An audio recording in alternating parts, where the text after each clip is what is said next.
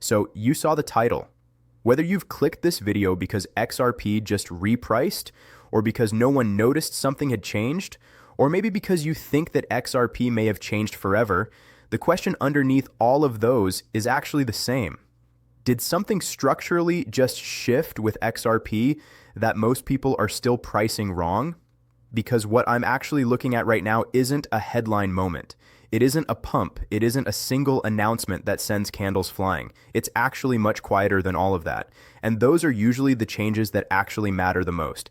You see, for years, XRP has been talked about like a stalled story. Same arguments, same frustration, same questions repeating over and over again. When does this thing finally move? But recently, the conversation stopped being about the price action and started being all about positioning. It's about infrastructure, about who is quietly building around XRP, and more importantly, why. And that's where things actually get uncomfortable for the simple narratives, because if you assume that XRP is just another token waiting for hype, then none of what's actually happening right now makes any sense. But if you were to assume that XRP is being positioned for a role, not for a moment, then suddenly the moves line up. Now, here is the part that most people just haven't slowed down enough to think about. Repricing doesn't always happen on a chart first. Sometimes it happens in the boardrooms. Sometimes it happens in the balance sheets. Sometimes it happens when the type of people who normally ignore crypto start paying very close attention to one specific asset. By the time that the chart reflects it, the decision was already made a long time ago. So the real question, it isn't why hasn't XRP exploded yet. The real question is, what does XRP need to be in the future for what is happening now to make sense? Because companies, they don't deploy capital like this by accident. Institutions don't build plumbing for assets that they don't expect to use. And markets, they don't revalue things until they're actually forced to. Now, what I want to do in this video is walk you through what has changed, why it is very subtle, and why the obvious explanation that most people jump to is probably the wrong one. This is not to hype you up, is not to sell you some kind of dream, but to help you see the shift that's easy to miss if you're only staring at the price. Because if XRP has crossed a line from optional to necessary, even partially, that's not a normal crypto story anymore. That's something else entirely, and once you see it, you cannot unsee it. It all started with whispers about big moves behind closed doors, the kind of move that could shift the entire crypto landscape. At first, I wasn't sure if any of this was true, but then, piece by piece, the evidence started piling up, and it pointed to a startling possibility that XRP may have quietly set the stage to boost its value on a scale that we've not seen before. Sounds kind of unbelievable, I know. I had rolled my eyes too, if I hadn't seen the data with my own eyes. What kind of data? Well, how about hundreds of millions of dollars from major investors suddenly flowing into Ripple? How about new partnerships with giants to use its technology for real-world settlements? And how about plans to buy an eye-watering amount of XRP to hold it in a new treasury? Because all of that happened recently. So why would Ripple, and more importantly, why would big players be betting so big on this little crypto? Do they know something about XRP's future that the rest of us simply don't? Or are we finally seeing the curtain being pulled back on a master plan? Now, these questions, they kept me up at night. So I kept on digging. And the deeper that I went, the more the one narrative became clear. Ripple isn't just a crypto startup fiddling with cross-border payments anymore. No, Ripple is morphing into something like the backbone of a new financial system.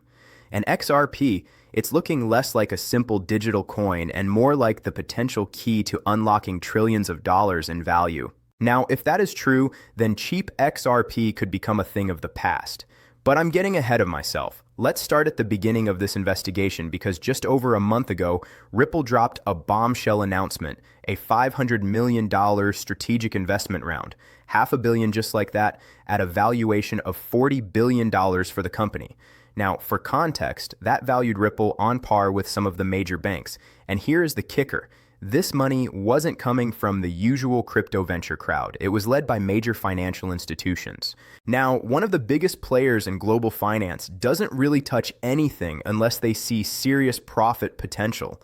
And when I saw those names, my jaw dropped. A firm like this isn't in the habit of making idle investments. They clearly see an opportunity here, and they were not alone. Other big investors jumped in too.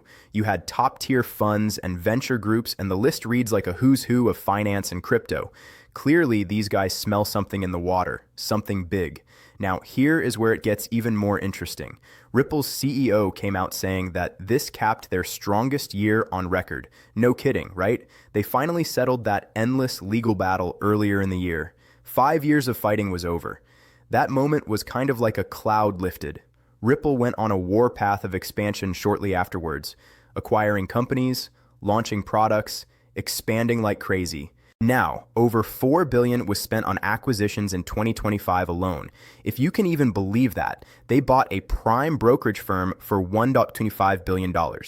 That acquisition gave Ripple the ability to offer big investors trading and lending services with crypto. Next, they snapped up a treasury management platform for another $1 billion, bringing Ripple's tech into a system used by hundreds of Fortune 500 companies to manage trillions in funds. They even grabbed a crypto custody platform, ensuring that they can securely hold and manage digital assets for institutional clients. Ripple was shopping like there was no tomorrow. Now, I know what you're thinking. Great, Ripple has money and buys stuff. Cool. How does that reprice XRP? Well, stay with me here. This is where the dots start connecting. Ripple didn't just buy random companies, they were assembling a bit of a toolkit. Prime brokerage gave them a way into big institutional trading. Treasury management plugged Ripple straight into corporate treasuries. Custody means Ripple can safely hold assets for institutions. You can see the picture that is forming here, right? These moves pave roads into the traditional financial world. Ripple was basically saying, hey, banks, funds, corporations, come on in. We've got everything that you need to use crypto seamlessly. And they did come. That $500 million investment wasn't charity. Those investors want a piece of Ripple's new action. But wait, there's more. And this part really did floor me because Ripple is no longer just about XRP, the token. They created a whole new stablecoin too. Think of that as Ripple's own digital dollar. And guess what? Within the first year, it blew past $1 billion in market cap, $1 billion in circulating digital dollars being used on Ripple's network.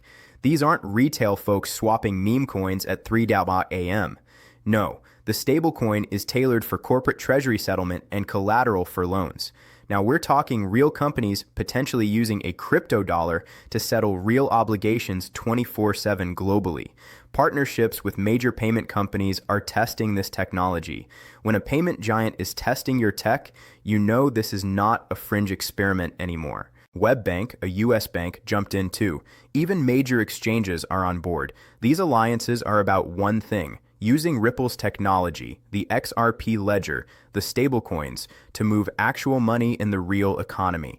So at this point, my skepticism started to melt into, holy smokes, could this really be happening? Ripple was always the enterprise blockchain promise, but now it's actually materializing. XRP's ledger adoption is rising, regulations are slowly clarifying, and experts are saying XRP might graduate from just a payments token to the core plumbing for the 20-30 trillion tokenized asset market. Trillion with a T. Now that figure isn't some random moonboy number either. Ripple themselves, alongside consulting groups, projected between $12 trillion and $23 trillion in tokenized assets by 2033. Others think it could be even higher, and the narrative emerging is this: someone has to provide liquidity for all those tokenized stocks, bonds, real estates, you name it. So if you can't at least move value seamlessly between all these assets, that's where the bridge asset comes in, a neutral converter between all forms of value. See where I'm going with this? For a long time, XRP has always been pitched as a bridge for global payments. Now it's being talked about as a bridge for all tokenized value. Just imagine it's a few years from now. A bank in Japan wants to send 100 million yen to a bank in London, but they each have digital currencies on different networks. How do you connect them? They could use XRP as the bridge. Japanese bank swaps digital yen for XRP. That XRP zips across the globe in seconds. London bank converts the XRP into digital pounds. Transaction done. No middleman, no waiting days, no crazy fees. XRP is the translator, letting the two different forms of money speak instantly. In that scenario, XRP isn't acting like a currency you buy coffee with. No, it's more like the internet's TCP/IP for money. It's invisible, but essential. People transacting might not even realize XRP is involved at all, and variations of this are already being tested. Central banks are trialing connections of digital currencies across borders using bridging networks. The Bank of International Settlements, the central bank of central banks, has laid out guidelines for global digital settlements that mention conversion layers and neutral bridge assets to ensure money can move with finality. Ripple's strategy appears to align with these frameworks.